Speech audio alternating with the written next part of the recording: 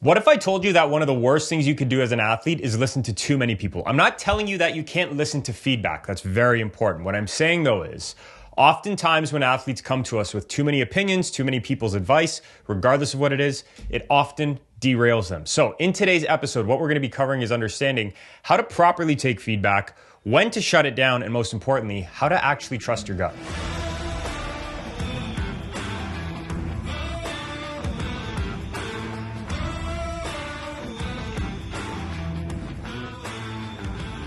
Difference Makers, welcome back to the Difference Maker podcast. Hosts Matt and Chris Calderoni with another episode coming at you. Been a couple weeks, lots going on, but positive things, of course, like always. Yeah, it starts of the season for not only the junior hockey players, but even basketball, everybody, football, everything, right? So it's been exciting. Actually, quite a few stories that hopefully we'll be able to share in the coming episodes. Mm-hmm. But this is an important one this week of just learning how to take feedback from others. When is it too much? When is it too little? And going forward with that. And I think that's also one thing that's kicked this off a lot too. And in fact, I should say, I know it is, with this season starting, with now everybody starting to have an opinion from, and in no malicious way, parents, coaches, teammates, siblings, brothers, sisters, regardless. Yeah. There's just so much being thrown at athletes that we felt that this episode was something that I think a lot need to hear, right? Because we're often taught, and it's, again, if you are going through this right now and you have too much, we'll call it input of feedback going on, it's not your fault. No, right? And actually, even the transition I was going to say from, because we were saying about in-season, that transition from off-season to preseason to in-season, in the off-season and preseason, it was all you, right? It was all the athlete. You knew what you needed to do, no distractions. Now everything comes in, especially the first month into the season. Are you performing? Are you not performing? Are you panicking, or are you staying kind of on your path, right? And that's why I was going to say, like, today we're going to be smashing a lot of myths, I think, with this one, because I feel like a lot of times, and I was told this as an athlete a lot, you have to listen to this person, that person, so on. And we're not saying not to listen. That's not the point of this episode. What we're saying, though, is if you're going to be an athlete who gets to the top level and you're going to be somebody that's able to utilize feedback, you need to learn how to leverage it properly and then when to trust your gut. Yeah.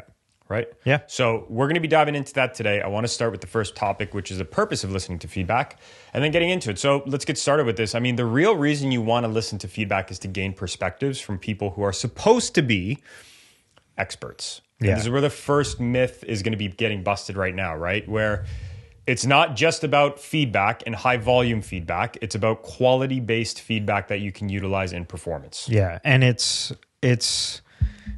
it gives you a way, in my opinion, even with some of the athletes that I've worked with, it gives you a way to understand, like you said, from different perspectives, from experts in, who are taking care of you, right? It allows you to not spin your wheels. Mm-hmm. Like of just trying to allow you not to spin your wheels. Yeah, it should. But in taking that feedback, breaking it down the right way, it should be able to say, okay, for this week, I was off track a little bit. This is exactly what I need to focus on. Let's get back to it right away and get going with it. But see, this is where I'll also start to throw a little bit of responsibility at the people who's given the feedback. Like, I mean, look, in the athlete's defense, if you're a looked at expert, okay, let's talk about it. Yeah. Mental coach, sports psychologist, nutritionist, strength coach, head coach, blah, blah, blah. Look, the reality is this. The majority of people's feedback, I would say about 80%, it sucks. Sure. Right? Yeah. And here's what sucky feedback is. Only addressing a problem without a solution, walking away from a conversation without knowing exactly what to do, being told some bogus that, it's left to uncontrollable things that we just don't have control over. That's BS. I'm going to tell you why in a sec.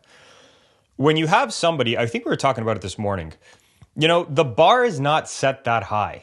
Mm-hmm. And that's just the reality I'm learning, especially in sports, where a lot of the secondhand information is getting watered down. Sure. Right? So we have an NFL player. We've spoken about him many times, but he's got his own personal team for this reason. Yeah. Right? He's somebody playing in the NFL, multi-billion-dollar league, multi-million-dollar athletes on salary. Even that individual is finding his own people to listen to get feedback from, because unfortunately, even at the pro level, that standard of information, that quality of information is not high enough. Yeah. Right. Yeah. And look, in the coach's defense, we have a lot of friends who are head coaches on coaching staffs, NCAA and pro teams. and junior teams. It's the exception, not the norm, when you have somebody who can really specifically detail in their focus and their feedback. And I think what you said there about building your team, as a young athlete, obviously you don't have the experience. It's kind of like you're taking in applications for for a business, right? Yeah. But the skill of actually building that team, that's a skill to be learned. Yeah. And there's going to be mistakes some years. There's going to be mistakes some seasons on, who I was listening to, who I wasn't listening to. But it's a skill to be learned. And I think the faster that you nail that down, part of taking too much feedback, you can regulate that a little bit, because then you can take feedback from 1, 2, 3 people. Yeah. Right. But it's a skill that unfortunately you're going to make mistakes. Yeah. But coming out on the other side of all those mistakes or all those learning points of learning, you're going to build a team that is a strong support system for you. Yeah, and I think this is where too, like if you even think of our podcast for a second, we're not just two individuals who are talking. Yeah. We're not just two people who are just saying things and sharing stories and trying to catch clout. We're not doing that. If you think about our podcast, you genuinely have things to walk away with every time. If the person's giving you feedback and there's not that clarity on what to do, it's a bad source. Yeah. Right? Or maybe it's not a bad source. Maybe look, I've seen it on the opposite end. I mean, I see this all the time in the sports psych world. Brilliant, smart people. They don't know how to talk on a layman's terms level, though. Mm-hmm. So instead, what you have is a lot of this, it could be this, could be that, could be this, could be that. And look, the reality is no athlete cares. Athletes care about this is what it is. This is what you got to do. Go do it. Done. Yeah. Right. So it's like when you have this, the first part for feedback, purpose number 1 is to gain a new perspective from somebody that you can trust. Mm-hmm. But number 2 is it's there to be able to use real information to then go put into action. Yeah. I think for results. Yeah. I think a good rating of that would simply be, if you walk out of a conversation afterwards, you should know what to do, how to do like what my exact next step is. If you have more questions, like, sure, you can give someone the benefit of the doubt. Maybe they didn't explain it properly. But if you're having that constant conversation over and over and you have more questions, I mean, might not be the best source. Well, think the conversation we just had before the episode started, right? Mm-hmm. We had an agent we spoke to about a player that we work with. And it's funny, like we would much rather the player be the one who's at fault for not listening to that feedback because it was good and it was actually useful. We're not saying we discourage that. We discourage all our players to listen to the feedback. But point being, an agent called us. Coaches were telling him great information, but the individual wasn't taking it. See, I love that. Yeah. I love that because that means that there's positive sources coming in, but you now have to put your hands on it and actually use it. Well, that was actually my next point of, like, talking is the first step, listening and talking is the first step. A conversation. But if it's constantly happening with it just being listening and talking, and there's no application, there's no taking action, there's no action steps available for you, it's either on you or it's on the person that is giving you that feedback. And I also think too, like, people that go into this daily tweaking thing, where it's like every day tweak. It's like, there's so much to do, man. Like, you can't, that's unrealistic. Well, and you need to give time to apply. It makes you just run around. Like, I'm sure there's a lot of athletes listening to this where it's like, it's so overwhelming because in order for you, I work with a lot more of the junior guys that are on their way to becoming that pro or having the opportunity to do that. Mm-hmm. And it's so overwhelming to take a look at the 30,000 foot overview of where you're going and be like, I need to do all of this. Yeah, you got to pick one thing. And if you're going to daily tweak all of these things, it's impossible. You're going to lose your mind. You're going to, yeah, but more importantly too, you're not going to have fun, man, doing anything. You're not, that's what I was going to say. You're not going to have fun. And at the end of the day, if you look at some of the world's top performers, which we're about to shoot a video on with Michael Jordan and how he mentally prepared, wink, wink, check it out. But these individuals at the top level enjoyed themselves. They enjoyed themselves and they enjoyed being simple with it. Mm-hmm. Like 4 or 5 different actions. This is what I need to do. And go do it. And go do it. And then guess what? When you get to master those things, when you're done those things, you can start your next 5. Yeah. So diving into the next part of this, which is understanding or learning when you're listening too much, there's actually a couple telltale signs you can go over. Number 1, If you're overthinking things you never used to, let's dive into that for a sec. If you're an athlete right now who never used to overthink a certain thing, and now all of a sudden, because you're getting, 10 different people talking to you about it, or maybe in realistic terms, 2 to 3, and now you're overthinking what you used to be fantastic at, and you're not remembering what your secret sauce was, and you're not remembering what you used to do that was great, you're probably getting too much feedback and listening to too many people. Yeah, because it's not like your skill just disappeared overnight. It's not impossible. like your game just went away. It's we're trying to do too many things. Yeah. Trying to do too many things, and your thought process is not on the exact thing that you know you're good at, and you're trying to do things that are outside of your spectrum. One of the things that I always have a conversation with my players, and for any young athlete listening, this is something that you can take and bring it into your next game. You do not need to go above and beyond outside of your game. Nope. You need to go above and beyond within your game. Meaning the strengths that you have, if you have to put a little bit more intensity into it, like, taking that extra step, or even just if you know that you can take a player on, just an example, one-on-one, and you have that fear of whether it be making a mistake or whatever, if you're a fast player, use your feet. Well, and just to add context onto that too, like I think one of the dumbest things I hear constantly is you got to better your weaknesses right now. Listen, there's a time and place to better your weaknesses. It's in the off season. Sure.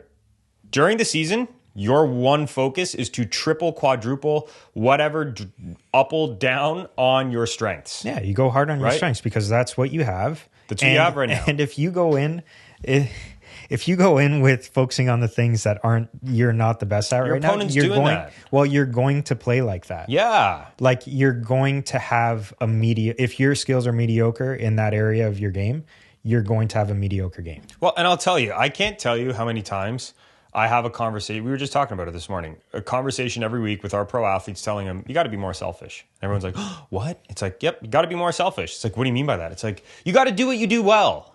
Forget about the team. Forget about the scoreboard. Forget about all that. Just do your job and do what you do well. And I can't tell you how many times you end up benefiting the entire team. I watched it last night with one of our players. It's like, that's it. Yeah. You just gotta triple down on your job, and you gotta stop overthinking the things that you never used to before. And that's what was happening to this player. And it's like, look, all you gotta do, and this is an NHL player, right? Like this is a player at the top level in the world for his given sport. It's like listening to too many people. Stop that shit. Mm-hmm. Cut that shit out. Stop listening to people who aren't qualified and move forwards. Yeah. Right? So that's number one. Number two, you're trying to be perfect instead of trusting yourself. Right? Look, the reality is this. If you're listening too much to people, and you're trying to, let's talk about the mechanism for a sec. What ends up happening is you get all this people's feedback, and I've been there myself as an athlete and as a business professional, right? All these experts come in and tell you their feedback, and you don't want to disappoint them now, so you try to apply every single one of them. Well, yeah, and right? I'm sorry, but it's all these individuals. They have different experiences, different history with the game, whatever it is. The idea of perfection is something that we all have our own idea of, but they're coming in with their own version of what a perfect game is. Yeah. Right? You're getting a bunch of different lenses. Yeah. And if they don't know you and they don't know your game, they don't know your style, there is no way they're going to match up what their idea of perfection is to yours. Well, think and about perfection itself, we always, you play excellent, you do your thing. There's no such thing as perfect. But like, if you fall into the expectations of so many other opinions of perfection, it's a tough one. Well, do you think Michael Jordan gave a shit about making every shot? No. He even put a quote out about how many shots he missed. Tom Brady. Do you think Tom Brady gave a shit about how many times he missed a throw? No. How about Kobe Bryant? How about Serena Williams? How about any of these? No. If you look at these people, the furthest thing they are is from perfection. You know what you're actually seeing that you think is perfect? Consistency. Well, actually, I was just watching something, and the year that they won the Bulls won their 72 games. There was one game they were playing, I believe it was against the Grizzlies, and he had the worst. Michael? Yeah. He was playing the worst. Like shots weren't falling for him that night. Mm-hmm. I think it was in the third quarter. He only had like 4 points or something. Like it was terrible. And someone, of course, in his fashion, someone said something to him after they hit a shot. Oh, that's a famous line. Let a sleeping dog lay. Is that what was said? I don't know. It was. I forget the guy's last name. Was it against Utah? No. It was against the Grizzlies. Memphis. Martin, yeah. I think. Yeah. I forget. Yeah, no, it was But- that's exactly what it was. And Jordan's walking by and he said some snide comment. Well- and then Jordan turns no. to him and he goes, "Let a sleeping dog lay," and he just killed him. And I think from that point, in the game anyways, he got up. They were down by 9, and then Ends up dropping like 20 some odd. he did something. I forget what it was, but they ended up winning the game. Yeah. And that was it. But that's the point. It's like it doesn't have to be perfect. It has to get the job done. exactly. And that's, if you look at any athlete who gets paid billions of dollars, millions of dollars, right? You look at any athlete that's made it, it's not in the prettiest of fashions. They get the result, right? And you only do that by not trying to be perfect, but by continuously going at what you got to do. So if you're trying to be perfect, that's another issue you're looking at. Number 3, you get too caught up in trying to impress others versus using their feedback to get better. Goes hand in hand with the point I just said. If you're using this feedback to then try and not disappoint someone after, it's like, oh, well, John told me to do this or Sarah told me to do that, and now I better do it, and I don't want to disappoint her because she gave me this feedback, da-da-da. Listen, you need to be, you need, what was I saying before? To not be romantic to the person giving you the feedback, right? Yeah. It's like, look, John could be the most qualified individual in the world. You still got to ask yourself the question, do I need this right now? If it's a yes, apply it. If it's a no, don't. Right? If Sarah gives you that feedback, you got to ask yourself, do I need it now? In this very moment, do I need this right now? Yes? Go apply. Perfect example. The kid that we were talking about earlier. Oh, yeah, that's right. Coaches need him to do this exact thing. Yep. And he's not doing this exact thing because he's listening to something else. To a personal coach who doesn't have his best interest in mind. It's just dude, Yep. the most important people in your thing right now, get that done first. Listen to it first. And you're not trying to impress. What you're trying to do is you're trying to take what they're saying and actually move it forward. Like a great example of this, I have an amazing business mentor I speak to. And, you know, he says it before we get on every call. We have a 30-minute call every week. We upkeep. And he goes, look, I'm going to tell you a lot of things right now. He says this at the start of pretty much every call. I'm going to tell you a lot of things right now, but understand, apply the things you need in the moment, write down everything else, make sure to use it later. Yeah. It's like, perfect. That's awesome. And he's right? Because I started this thing with him about, 4 months ago.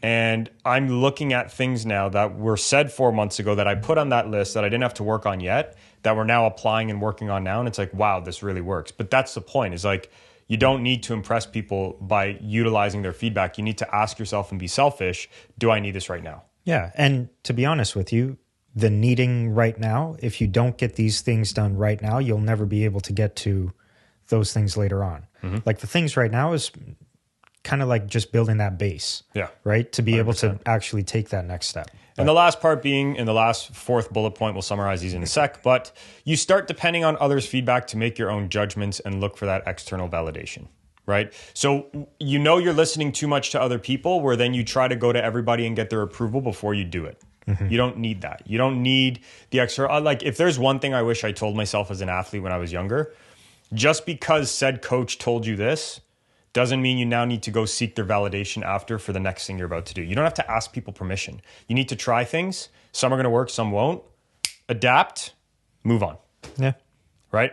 And it's really that simple. Otherwise, you're going to get into this place where you're always trying to just externally get that validation, and it becomes a disaster. So really quickly, I wanted to say this. If you're an athlete right now who is struggling a little bit with this, and you're trying to maybe be too perfect, maybe you're lacking confidence, maybe you're overthinking, maybe you just don't need all those voices in your head and you need one that you can trust, then we can help you here at Molliteum. Simply put, in our one-on-one coaching programs, we're able to make sure we take care of everything from performance anxiety to confidence issues to underperformances to anything in between. And we also work with, for youth athletes, parents as well, to help them understand how to properly communicate with their children so they don't screw something up. And if you're a pro athlete tuning in, we, of course, have a different select premium program for you. But point being, we can help if you're suffering from any of these. We've helped over 5,300 athletes from the youth to professional level in leagues like the NHL, NBA, MLS, and many more.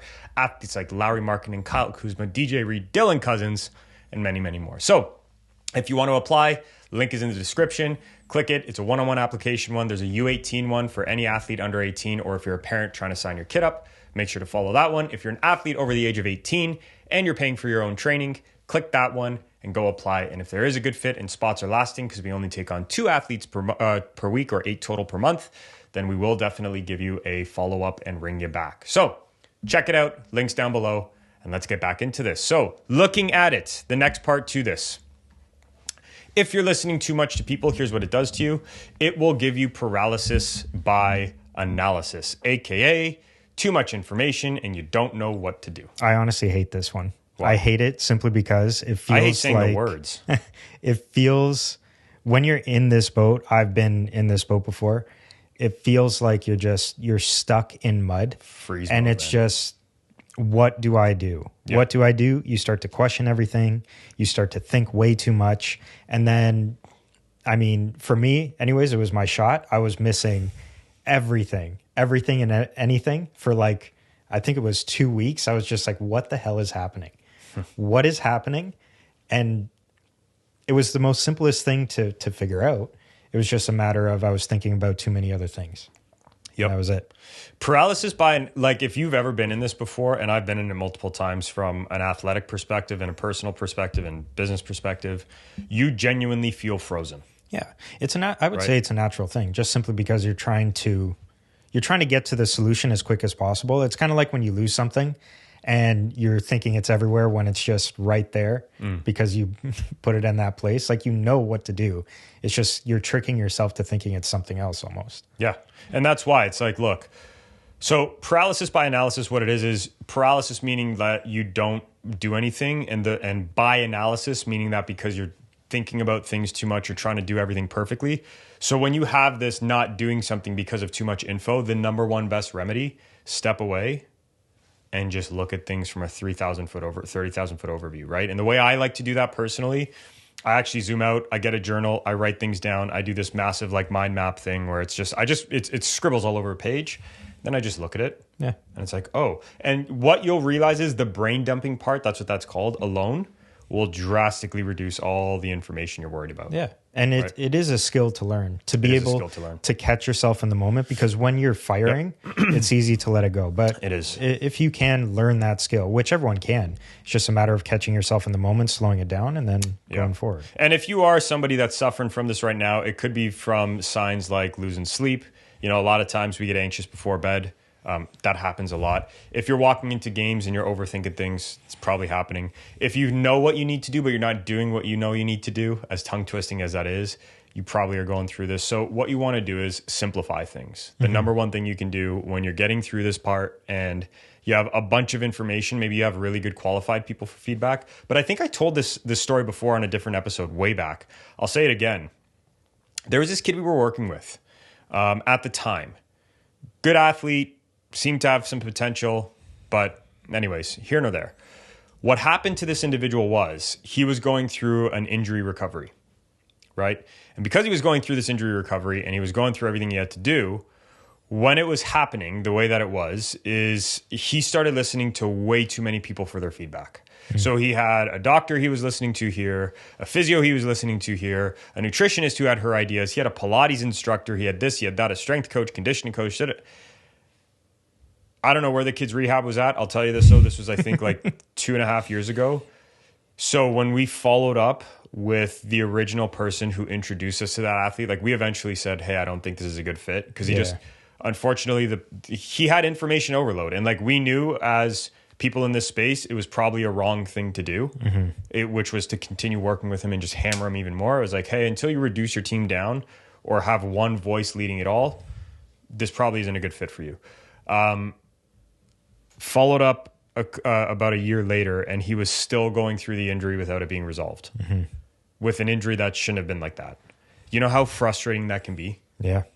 Right? Yeah. So when we look at this, and the biggest thing is, the reason we're saying this paralysis by analysis, you got to simplify, right? Like, if you're in a spot where you're just taking feedback, you need to simplify things. Put one person in charge that you trust. And if you're in a spot where you don't know what to do, go ask that person. Now, if you're at a spot too where you're overthinking it and you don't know, or don't have anybody around, that's where I say do the journaling method. It works very well for me. I write everything down, and usually your answer comes out by just dumping everything you know. Yeah. Right. And it is a tough situation, especially that one. I don't know if anyone else is going through that, but it's a tough situation when you have, like you said, it was a nutritionist. What else? Everything. Nutritionist, physio, Pilates coach, strength coach, conditioning coach. When you have people that are all trying to prove their worth. Well, professionals in their field too, right? It's like, yeah, but hold on. To a certain point, it's too much. But let's hit on this for a second. And this is a call to any athlete going through the same thing. They can be professionals in their field. Okay. But I want you to listen to what we said we did. We stepped away when we knew that there was too much going on. No, that's what I mean. If you're a professional in your field, you have an absolute duty and obligation to the athlete to do what's in the best interest of them. For sure. We shouldn't have been the only people stepping away. Yeah, of course. That's the truth. But unfortunately, like we're about to talk about here, what qualifies people to give feedback, a lot of them are focused on their business and not the athlete. Yeah. And hey, I understand everybody's got to grind, but look, as an athlete tuning in, a parent, a coach, you need to make sure that you're giving your athlete the absolute best understanding of this, because the truth is people around aren't always there for the best interest of them. Okay? Yeah. And I would say even too, like the first person it's going to start with, if you know that you're taking too much in, it's yourself. Like, again, it's a skill to catch yourself in those moments, but that's how you can tell the first. experience. I was talking to our MB, Kyle Kuzma, this morning. And we were having, or yesterday morning, sorry, and it was a really good conversation we were having. And he said, we were just talking about life. And he goes, it's funny, man. Like I've really started to realize how many people show their inexperience as I continue to get to higher levels in my life. And it's like, and then that's when we had the dialogue back and forth. And I was like, yeah, you got to understand something, man. Like people will really start to show their experience when you put them under bigger challenge. Yeah. Or they'll show their level of experience. Like maybe perhaps, it worked well up to a certain point, but then if they can't innovate with you, it's not that they can't ever, but and innovating if you with need you, it right to away. Chris's point though, what that means is they're able to still get results at your next level. Yeah. So if you were playing, let's call it junior sports, and now you jump to the professional level and you were working with a coach at the junior level who is helping you get results. And now that you jump there, you're not getting results in the said space. So let's talk about it. Strength coaches, that means you're now getting injured at the next level where you weren't before. Conditioning, same thing. Mental, you're cracking and breaking when you weren't before. Like that's what we're talking, like cold cut results. And you have to be able to call that out and say, that's not on me, that's on. Yeah. Because a lot of the times, like then it goes back into that paralysis by analysis where I'm doing all these things, I'm getting all this feedback, but it's not working. Then you kind of have to look at, are the people that I'm working with, are they the right people? Are they the right people? And that's why we'll dive into this part and then wrap up shortly. But what really qualifies someone to give you feedback? Well, number one, they have to have had at least played at that level that you were at before, or somehow they were able to start working with somebody at that level and get results at that level. Not just work there, get results. I've seen a lot of people, and this is not throwing shade, this is the truth. We believe in speaking the truth here. I've seen people at the top level who still aren't able to get the result. Yeah. So, and the reason they sit up there, I see this all the time. They sit with, doctorates and all this kind of good stuff. And that's great. Education is absolutely important and you need it if you're going to get into a space like this. However, the application side to that knowledge, right? It's knowledge and application. The application side is the most important. If they have not got applied results before, probably not the right person to work with. Yeah. And that's just the truth, right? And it's not to throw shade. It's just, what we notice. And really quick, I wanted to say this. If you are an individual who's extremely passionate about helping people like we do and being a part of a company that is ready to revolutionize the coaching space over the next 10 years, then maybe you want to apply to be one of our Molliteum coaches. We're just opening this up now. There is a waiting list. We're about to, based on when you watch this video or listen to this podcast, in about a month's time, we're about to start hiring to expand our coaching team. So if you would like, there's a link down below. You can submit your application, your resume, and we can see if you're a good fit. If we do decide you are, we will give you a call back within the next month. But of course, it's while we're taking on coaches and within the time of this podcast. If you do click and it's closed, that's because you're way too late, and that's just the reality. So with that, if you want to be a part of an amazing team like this, check it out. Links down below, and you can apply there. So with that being said, let's dive into the last part of this, which is understanding how to develop your own intuition. And it's funny because I saw somebody commenting a couple weeks ago on our social pages, or maybe it was a month ago. Anyways, a couple weeks to a month ago about I'm an intuition expert. I said, oh, really? So what does that mean? She goes, well, I teach people how to trust their gut. I said, how do you do that?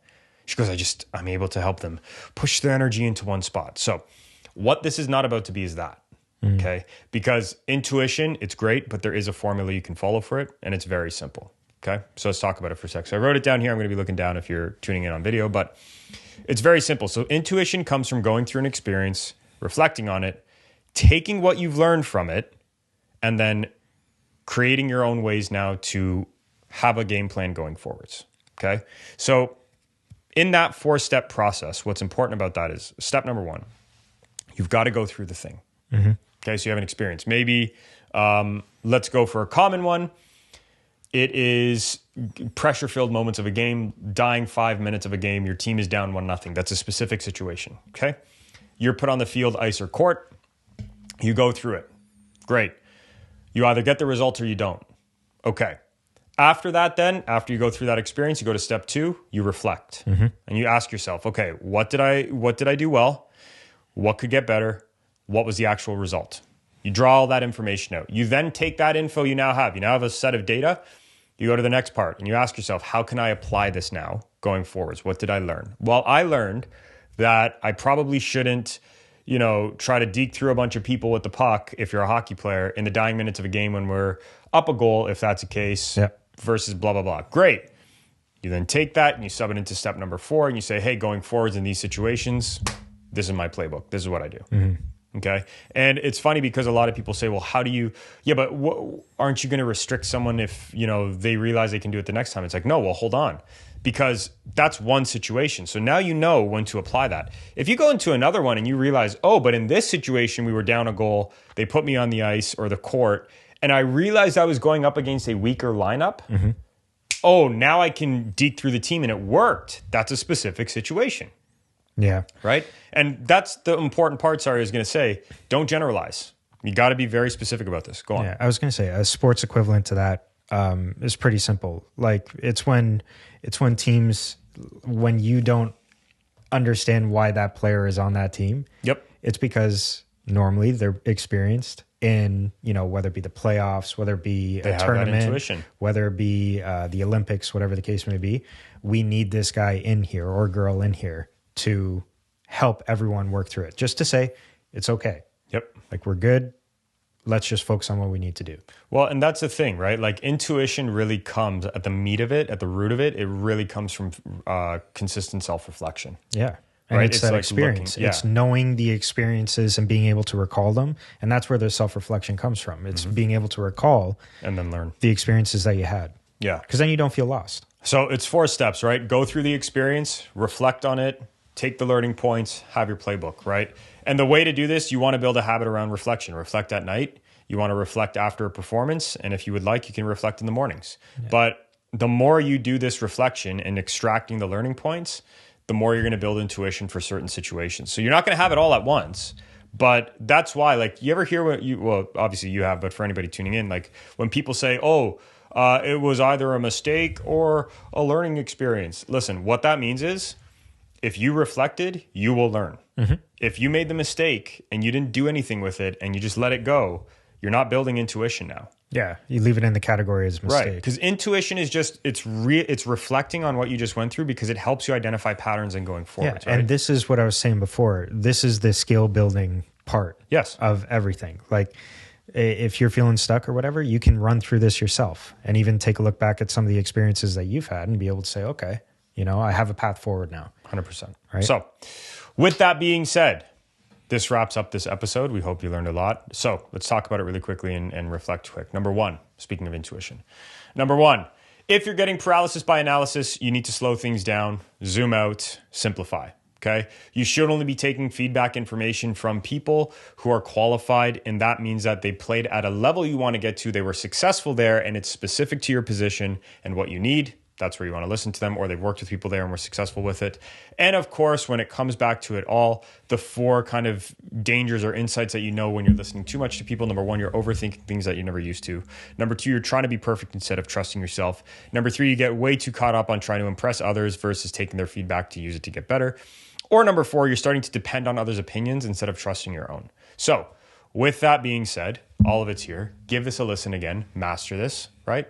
And take action on it. So if you like this episode, you got value from it, please like, subscribe, click the notification bell. We don't do any advertising for our podcast. You help us grow it. Leave us a review if you're tuning in from Spotify or Apple Podcasts. It really helps us kind of boost up there as well. And of course, stay resilient, and we'll see you in the next one. Now, if you like this episode and want more of these deep dives like we go into on our podcast, check it out here. And if you want some more short form, to the point, direct trainings that are about 10 to 15 minutes long, check it out here where we have playlists full of different topics on how you can build your resilience.